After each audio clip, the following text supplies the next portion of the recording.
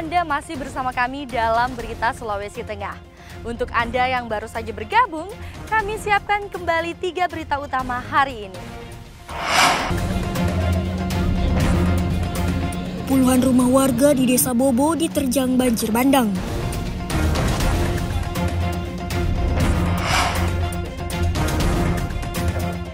Kasus gigitan hewan penular rabies di Sulawesi Tengah meningkat.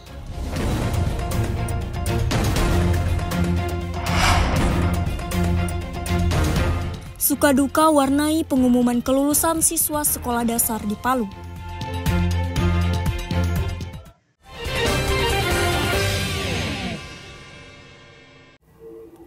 Penerimaan peserta didik baru alias PPDB tingkat sekolah dasar di Kota Palu diumumkan secara resmi Selasa pagi. Suasana senang dan sedih menghiasi wajah orang tua calon siswa dan anaknya usai melihat kelulusan di papan pengumuman. Pengumuman lolos seleksi PPDB secara luring ini salah satunya dilakukan oleh SD Negeri 3 Palu.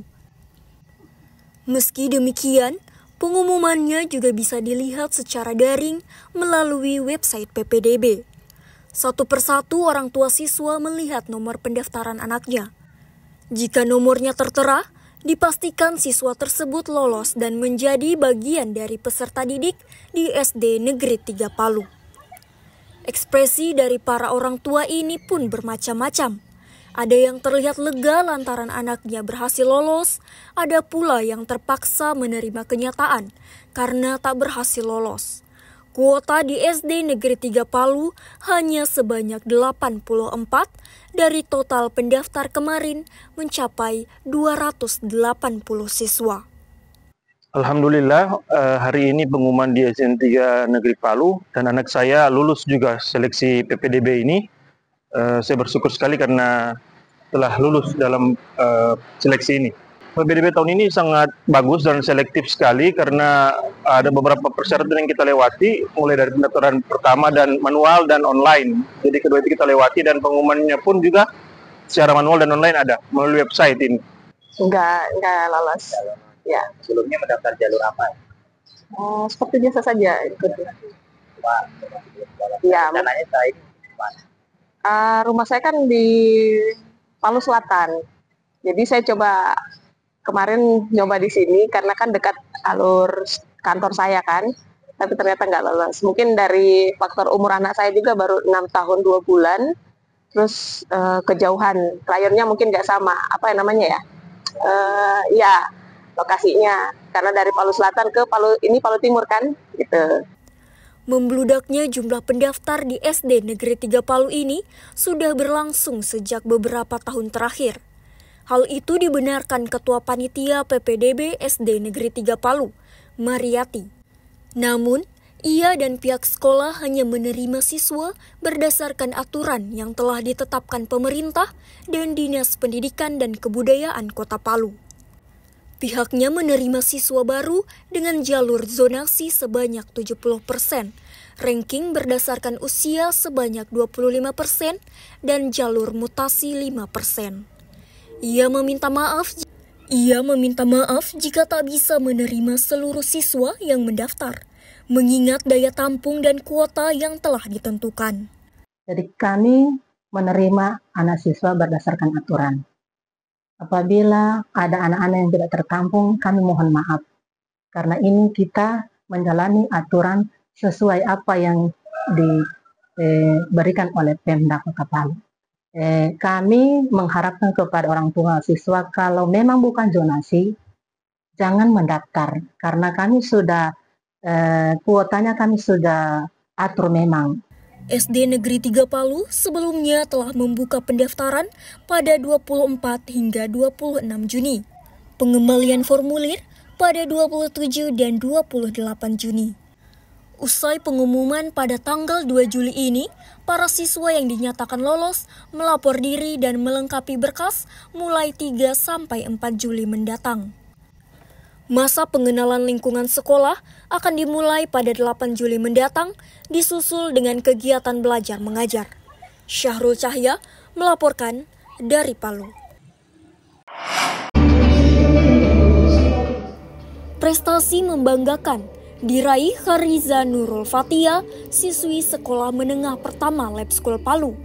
Khariza yang akrab disapa Aca ini tampil sebagai jawara dan menyandang gelar Miss Bintang Sulawesi Tengah tahun 2024. Ia pun berhak mewakili Sulawesi Tengah ke tingkat nasional di Jakarta dan Bandung September mendatang. Keberhasilan Khariza bukanlah secara kebetulan. Ia sudah menekuni dunia modeling sejak duduk di bangku kelas 4 sekolah dasar. Ia pun berhasil menyabet gelar Day Kebudayaan Kota Palu tahun 2021 dalam ajang Day Anteyojo tingkat sekolah dasar. Capaian itu memotivasi dia terus mengasah bakatnya melalui Olimpiade Modeling dan Akademik.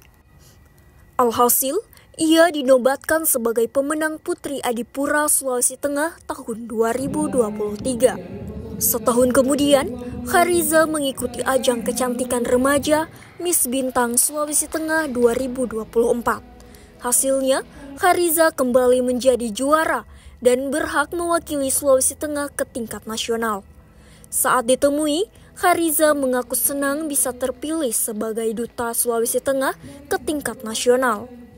Ia tidak menyangka bisa menjadi juara dan menyisihkan peserta lainnya dari berbagai daerah. Keberhasilan yang diraihnya tidak lepas dari doa dan dukungan orang tuanya. Alhamdulillah, saya dipercaya lagi untuk mewakili Sulawesi Tengah di ajang nasional, yaitu Miss Bintang Indonesia. Persiapan saya untuk ajang nasional yaitu memperluas ilmu pengetahuan saya dan mempermatang catwalk dan public speaking saya. Sementara itu, Gita Nindya, ibu kandung Khariza, merasa bangga atas pencapaian putrinya yang terpilih sebagai winner Miss Bintang 2024 kategori remaja untuk mewakili Provinsi Sulawesi Tengah ke ajang nasional di Jakarta Bandung pada September mendatang. Alhamdulillahnya, Aca terpilih lagi sebagai winner Miss Bintang Sulawesi Tengah kategori remaja yang akan mewakili provinsi tercinta kita ini ke ajang nasional yang diadakan di Jakarta Bandung di bulan September.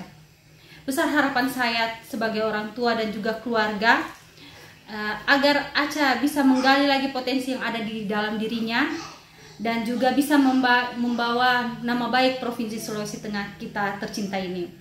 Gita berharap anaknya terus mengasah kemampuan dalam dirinya untuk bisa berprestasi dan membawa nama baik Provinsi Sulawesi Tengah. Ikram Boya Oge melaporkan dari Palu.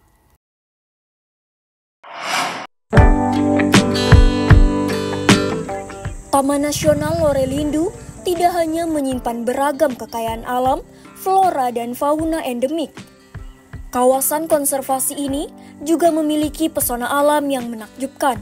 Salah satunya Danau Tambing yang juga dikenal Rano Kalimpa. Destinasi wisata alam ini menjadi primadona masyarakat Kabupaten Poso, Sigi, bahkan Kota Palu. Danau Tambing yang terletak di Desa Sedoa, Kecamatan Lore Utara, Kabupaten Poso, menjadi daya tarik wisatawan tidak hanya lokal, tapi hingga mancanegara. Mereka tidak hanya datang untuk menikmati sejuknya udara dan keindahan alam di kawasan danau tersebut, tapi juga jika beruntung, mereka bisa melihat sejumlah satwa dan tumbuh-tumbuhan langka seperti tarsius, burung alo, dan anggrek. Mereka datang bersama keluarga, rekan kerja, hingga teman dekat. Untuk masuk dan menikmati panorama alam Danau Tambing, setiap pengunjung cukup merogoh kocek Rp6.000. Di dekat danau, pengelola telah menyiapkan belasan tenda untuk disewakan bagi pengunjung yang ingin bermalam. Lokasi ini ramai dikunjungi wisatawan, terutama saat hari libur dan akhir pekan. Sri Justina, pengunjung asal Parigi Motong, mengaku baru pertama kali mengunjungi Danau Tambing dan terpesona dengan panorama alam di lokasi tersebut. Ia bersama temannya datang jauh-jauh untuk melepas rasa penasarannya yang selama ini hanya bisa melihat keindahan danau itu melalui media sosial. Sudah pernah ke sini sebelumnya? Baru pertama kali. Sama siapa ke sini? Sama teman. Dari mana? Asalnya? Dari Parigi Motong. Ya, terus gimana kesannya? Bagus, udaranya sejuk, pemandangannya indah dan juga asik Pak. Bisa bangun-bangun tenda, berkemah. Pesona Danau Tambing ini tidak hanya menjadi magnet bagi penikmat wisata alam, tapi juga para peneliti, termasuk akademisi, mahasiswa, maupun pecinta lingkungan. Apalagi di dalam kawasan Danau Tambing terdapat ratusan spesies flora dan fauna yang endemik. Syamsuddin Tobone melaporkan dari Kabupaten Poso. Informasi tadi mengakhiri jumpa kita dalam Berita Sulawesi Tengah. Atas nama rekan kerja yang bertugas, saya Angel Risma mengucapkan terima kasih atas kebersamaan Anda. Selamat beraktivitas dan sampai jumpa. Tabe Songgom Puasi.